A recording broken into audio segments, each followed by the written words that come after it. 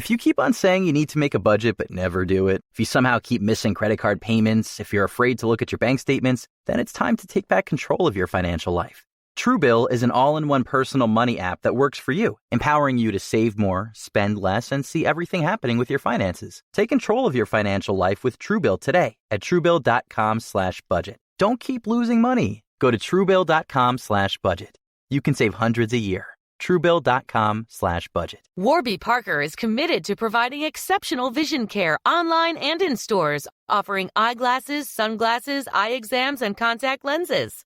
Glasses start at $95, including prescription lenses. Try Warby Parker's free home try-on program. Order 5 pairs of glasses to try at home for free for 5 days. There's no obligation to buy. Ships free and includes a prepaid return shipping label. Try 5 pairs of glasses at home for free at warbyparker.com/warbypod.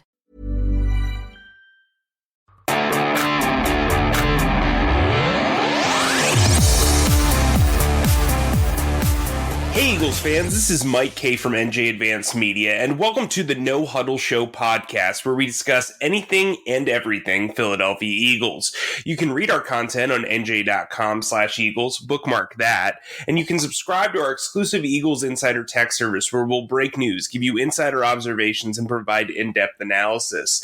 Through Eagles Extra, you can send questions and comments directly to us, and we'll respond to your phone. With me today, as always, is my fellow Eagles beat reporter, Chris Franklin. Today, we're going to discuss the Eagles QB situation, Washington's COVID problems, and we'll also preview the matchup between the two teams. But before we do that, Chris, how you doing? Not too bad. Did you sign your agent yet? Because I think Washington might need you with everybody that's out. You know, I mean, if you could play DB or defensive line, I mean, I'm sure somebody can sign you right now. The problem is if I were to sign with them, I'd want to be cut before I ever had to go back to FedEx Field, which is the worst place in the history of professional football. It is a terrible place. And, you know, for a little bit of background, all the beat writers and the Eagles beat, Chris wasn't able to go to FedEx last year. None of it. I wasn't either because of COVID protocols, because of week one, at like the last minute, New Jersey put Maryland is one of the states of concern. But we're all like kind of giving Chris a hard time because he's never been. And Chris, just to let you know, Chris is like very optimistic. He's a very positive person. He is not jaded in the slightest. And he's excited to go to he's excited to go to basically anything that involves football. I'm pretty sure if somebody dropped an ant pile in a football stadium with a miniature football, Chris would be willing to cover it. But, yeah, come on. We gotta see the wing tee and how the ants perform and how long they block to get that hole open. Yeah. Right. So this would be a worse coverage experience. The press box in Washington is not particularly comfortable. We're seated in the end zone. I'll give you an example. If you remember the 2018 season when Nick Foles had completed nearly a record amount of completions in a row, on the one that would have broke the record, Nelson Aguilar and him didn't connect. From where we were looking at, it looked like Aguilar dropped the pass. So we, every beat writer tweeted it out. Obviously, people watching on TV saw a different angle. It was clear Nick Foles was inaccurate on the throw, and so it created this whole firestorm. But yes, it is not my favorite place to go. The staff's lovely, everything, the human element is perfect. It's just from a press box standpoint and from a comfortability standpoint, I wouldn't call it my favorite place. Hey, the only thing I'm worried about is I've seen the videos of a certain human fluid that falls out from the pipes. I'm just hoping that doesn't pop up in the press box. Everything else, I'll see wait for that. So as long as there's not crap in the press box, Chris is fine. Let the record show.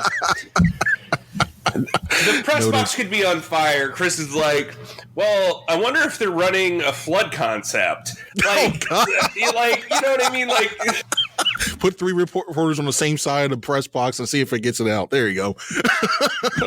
Man. Anyway, Well, I know we took the week off. I went to South Florida. Chris hung around and held down the fort. We hope you guys had a great bye week. But let's kind of get into this because we start off this week on Wednesday and talk to Nick Sirianni. Obviously, last week with the quarterback situation, there was some, positivity put out there that Jalen Hurts could start, and then as the week kind of went on, it became abundantly clear that he was not going to play. In my opinion, and obviously that's what happened. Now we get back from bye week, and Nick Sirianni is kind of up in the air about Jalen Hurts' availability, even though after the win over the Jets, he said that he expected Jalen Hurts to play this week. It's been reported that he has a high ankle sprain. That's normally a 3-week injury, so he's kind of like right on the cusp.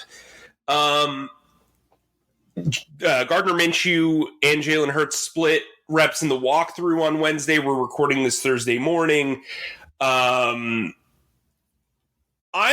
kind of in the mode of, if this team realistically thinks it can make the playoffs, I want everybody as healthy as possible.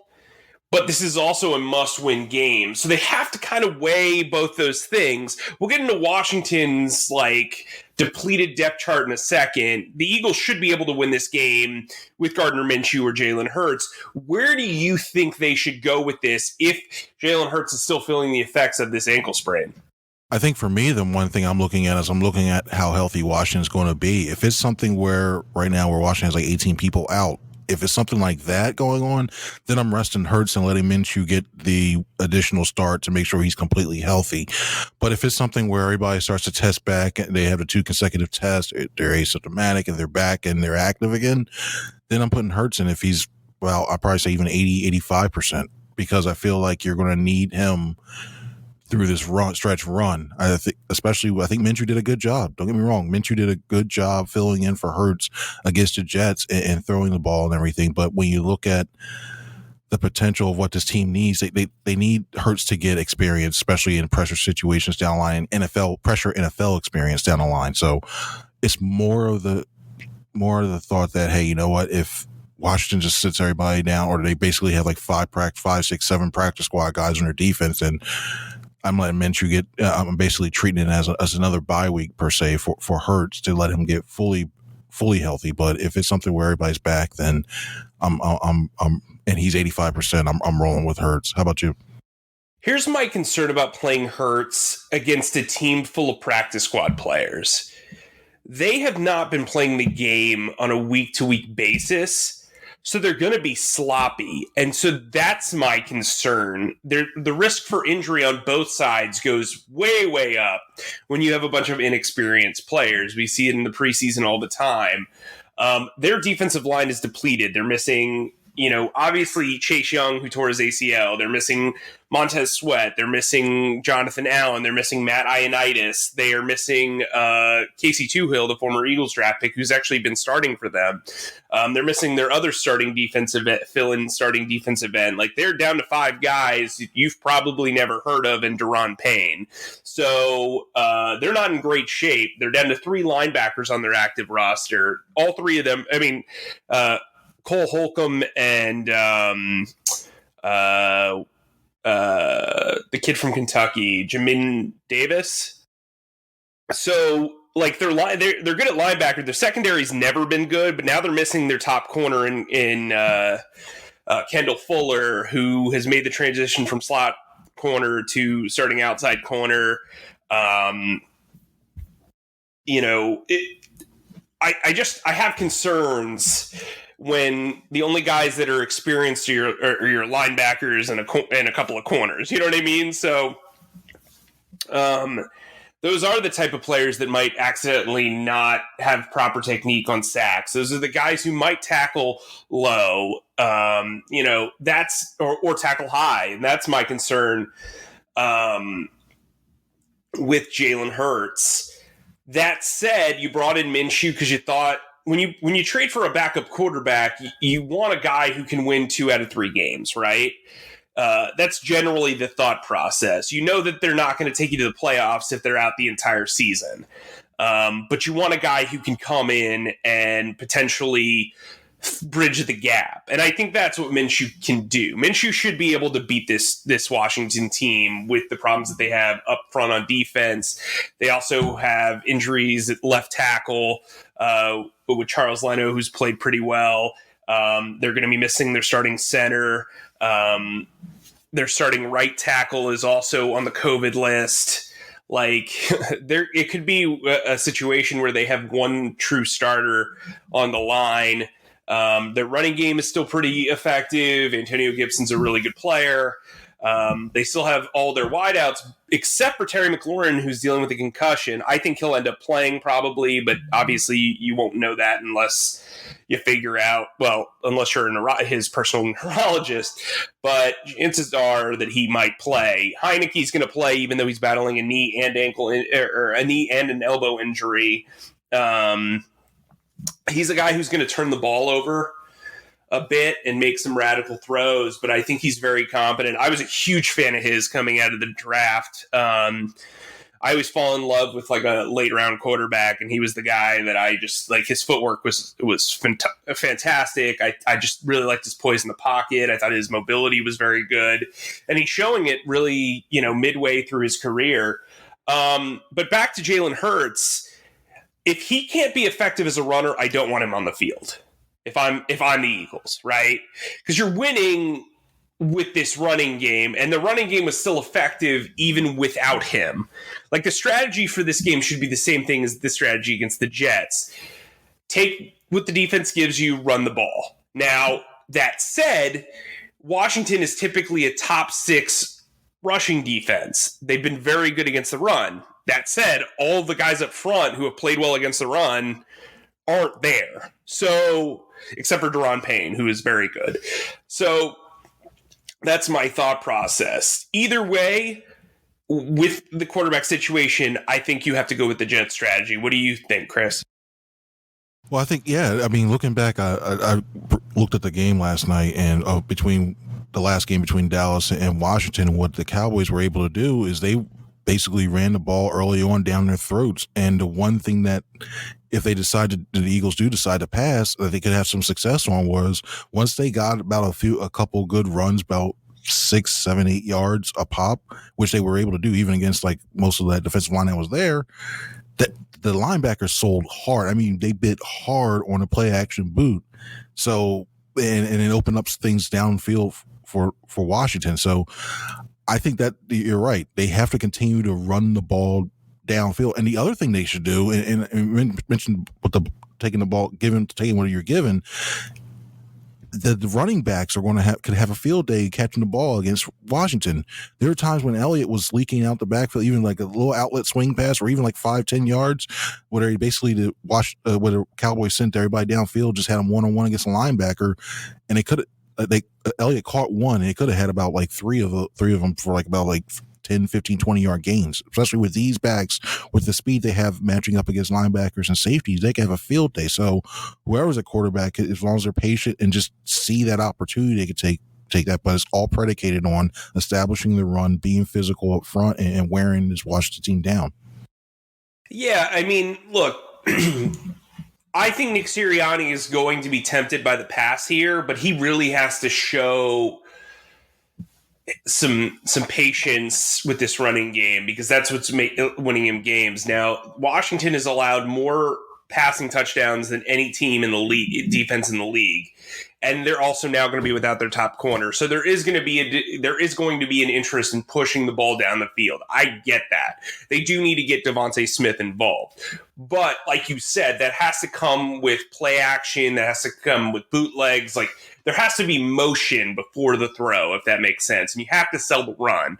And you can do that with Minshew. Minshew can pick up yardage on the ground.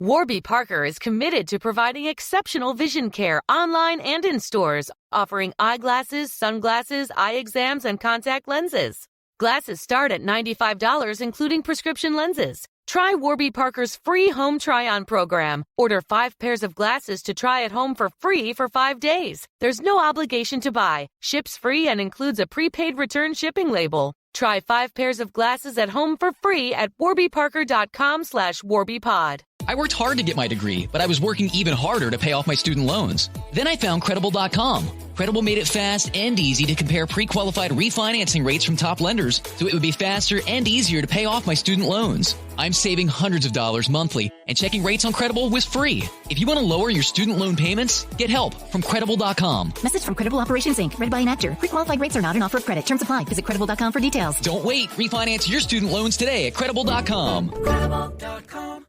Want the dramatic stuff? The epic, edge-of-your-seat sort of stuff? You know, the good stuff. AMC Plus has it all. Fan of all things fantasy? Don't miss the new AMC Plus original series Firebite, a new spin on the vampire genre premiering December 16th. Binge new episodes of The Walking Dead's epic final season and catch up on the fan phenomenon, A Discovery of Witches, before the final season premieres in January. Plus, piece it together with Lucy Hale and the new exclusive series Ragdoll, available ad-free, on-demand, and through the platforms you're already on. Sign up today at amcplus.com. AMC Plus, only the good stuff.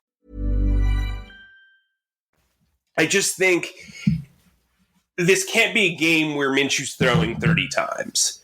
Like, you would ideally like to keep passes under 30 and do 5 to 7 targets to Devontae Smith, right? Like, Quez Watkins, we should mention, is on the COVID reserve list. If he's out of the game, you definitely want to keep the passing situations limited to points where you feel like you can beat them with matchups. I think this is a big game for Dallas Goedert. I'm guessing that they're probably going to put Landon Collins on him. Landon Collins is terrific. This is a huge mismatch. So is Bobby McCain versus him, their free safety. If they decide to put the kid from that was with Cincinnati, the former first round pick, I'm blanking on his name. They just signed him this year. Sorry. William Jackson. So William Jackson's got really good speed, but I think Devontae Smith can beat him with his technique. I do think you're going to have to get one other wide receiver involved, whether that's J.J. Arcega-Whiteside, whether that's Jalen Reagor, whether that's John Hightower, who we assume will be the guy who's boosted from the practice squad. I mean, that's going to have to be a thing, right? So, I mean, maybe Greg Ward. Greg Ward has had a history of playing well against Washington. Maybe this is the game where you see a lot of stuff from the slot, where Greg Ward's the starting slot receiver. You have Jalen Reagor at Z, and then you have Devontae Smith at X, and then you rotate Smith to Z, and then J.J. Arcega-Whiteside to X. I think this is a game for J.J. Arcega-Whiteside. We didn't see a lot of him against the Jets, but I think he's a guy who can win his matchups one-on-one because Washington has really small corners. Corn Elder is very small. William Jackson is small. Danny Johnson's not that big. Darryl Roberts, I don't believe, is that tall either. Yeah, he's 6'1", 190. So, like, you have a size advantage at the wide receiver position.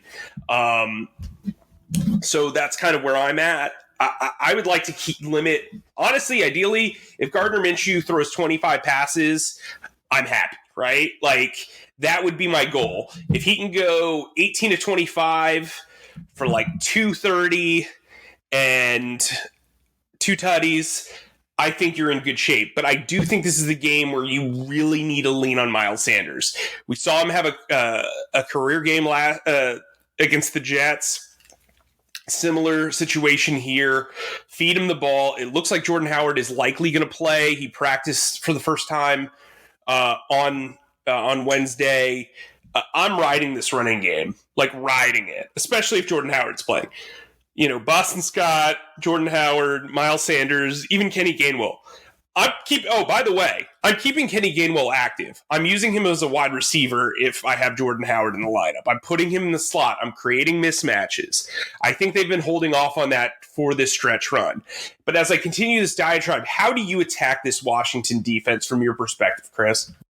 Well, yeah, I think you just go, you hammer the ball, you go between the tackles for the first few series.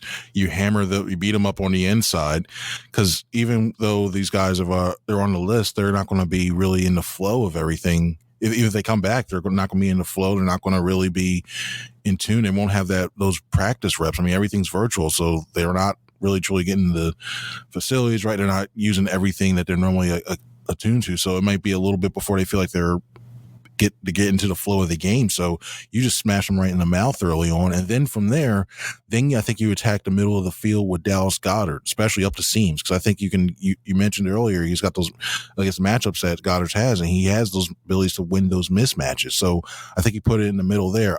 I don't know if you dress for running backs. I mean, I can see them doing that if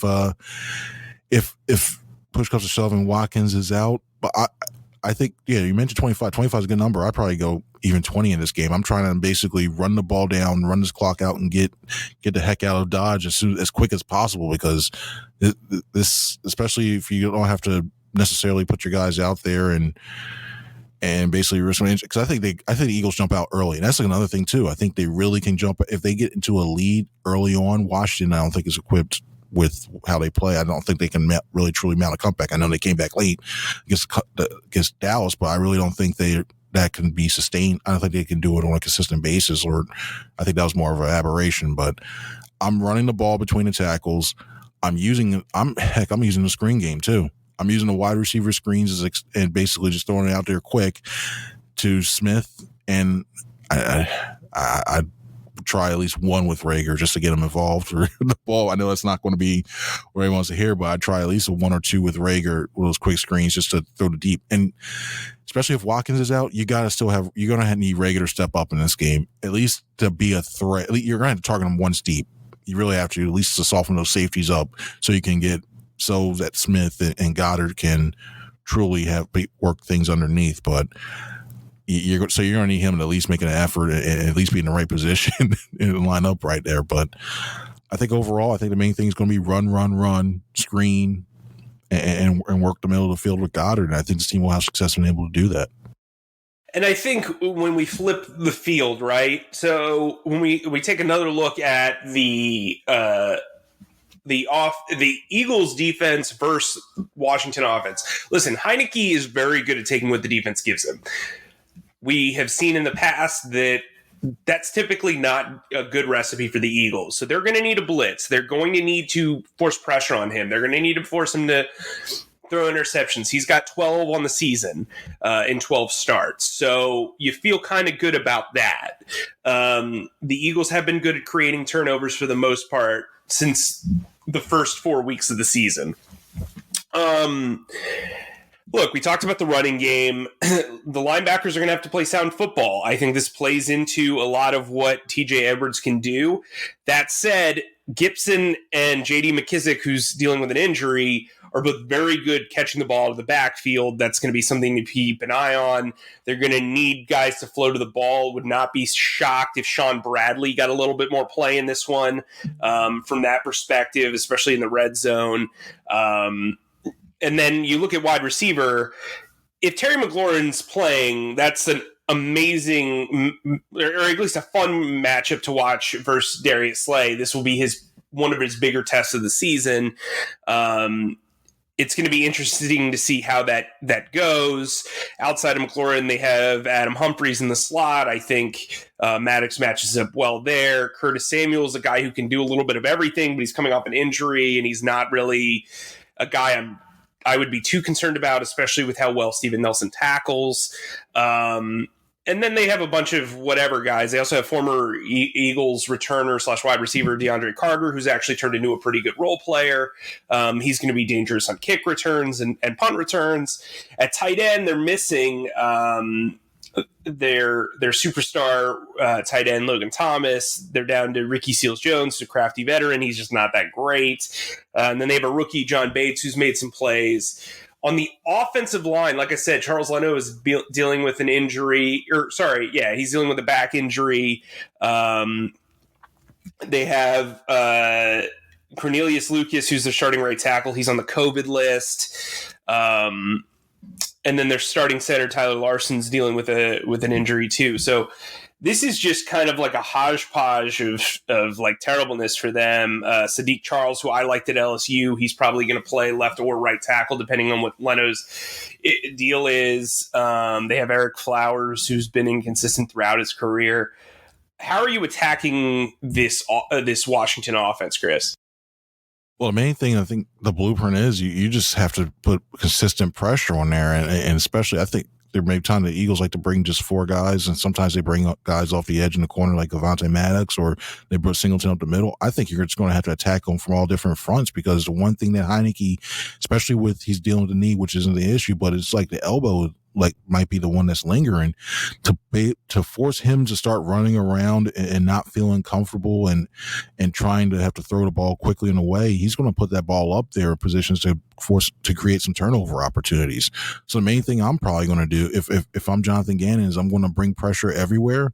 I'm going to first. I want to hope your front four can in disguise it too. You can throw the stunts. You can just basically and in the back in the secondary, just trying to do different coverage looks. So by the time that ball snapped, Heineke feels like he's under pressure. He can't really step up in the pocket because he's dealing with that knee, and then to add the insult to injury, pardon the pun, but to add insult to injury to try to throw the ball it may not be as accurate as it normally is. So I think those things are going to work into the Eagles' favor. And the one thing that also I thought that you can do against this Washington offense is you have to play, when it comes to the run game, just play the gap soundly, because the one thing is you can I think there's the one thing I think you could still stop Gibson easily in this game, because if he's looking to bounce for the hole, he's going to try to run north-south and then immediately try to bounce the hole to the outside. It just seems like whenever I look like the last couple of games, it just seems like that's his MO. But if the Eagles defensive tackles, especially in the defensive ends, can play that contain and make sure he doesn't bounce out inside, they can basically put him in that little bubble and hold him like 2-3 yards of carry, and that's going to just put Washington in 2nd and 8s and 3rd and longs, and from there, that's when you really start to get you really put the pressure on Heineke, and especially he's still young too, so he still hasn't seen a lot of stuff. So they scheme up the defense the right way, if they play technically sound and play disciplined in the run game, I think you really can have some success against this Washington offense. So give me your score, Chris. I'm going to go 27-17 with the caveat that score is going to be with at least half of those guys come back. If it's not, this game can be unreal. But I want to say I'm going to be confident in 2017, but I just hope this doesn't turn into Joe Webb game number 2. It just gets that weird feel to it, and especially if something crazy happens and everybody's out, but all of a sudden Heineke just lost. They have that circle the wagons mentality and rally around, and it can get weird really quickly. Yeah, what's your score, man? I don't think Sirianni can have guys think this way, especially after the Giants game. I think the Giants game was the epic letdown. But yes, if they were to lose this game, especially with all these guys out, this would be one of the worst losses in team history, especially against a division rival at home. I have it 28 to 20. I do think there will be some makeup garbage time scoring. I think the Eagles get up like 21 to like 3, and then you see Washington try to chip away. So yeah, that's kind of where I'm at. But anyway, guys, make sure you sign up for Eagles Extra. That's NJ.com/text, 2 weeks free. You get to hear from Chris and me on a daily basis. We'll break the news. We'll give you news before it hits Twitter. We'll give you our in-depth analysis that only you will get. We'll also do some exclusive Q&As, especially during the off season with draft season on its way. That's NJ.com/text for Eagles Extra. Also, make sure to subscribe to the No Huddle Show podcast wherever you get your podcasts. We love being in your earbuds. For Chris, I'm Mike. We'll talk to you soon.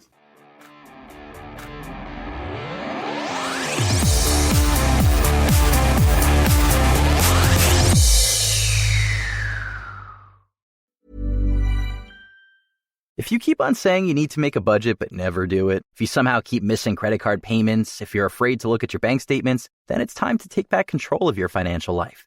Truebill is an all-in-one personal money app that works for you, empowering you to save more, spend less, and see everything happening with your finances. Take control of your financial life with Truebill today at Truebill.com/budget. Don't keep losing money. Go Go to Truebill.com/budget. You can save hundreds a year. Truebill.com/budget. It's 2021. There are self-driving cars, plant burgers, and tourists in space. The least your phone could do is stream without lag. You should get AT&T 5G. AT&T 5G is fast, reliable, and secure. It makes downloading entertainment, staying connected, and protecting your device easy. Make sure your phone service keeps up with what you need from it. Get AT&T 5G. It's not complicated. 5G requires a compatible plan. May not be in your area. See att.com/5G for you for details. Following the news is a full-time job, but it's not your full-time job, it's mine. Hi, I'm David Rind, and I help produce CNN 5 Things, a show that brings you 5 stories shaping our world in 5 minutes or less. We keep track of the biggest headlines all day, every day, so you don't have to. You can go ahead and hop on that Zoom call while we sort out the latest breaking news, and when you're ready, we'll be here for you. It's what we do. Just tell your smart speaker to play CNN 5 Things, or listen wherever you get your podcasts.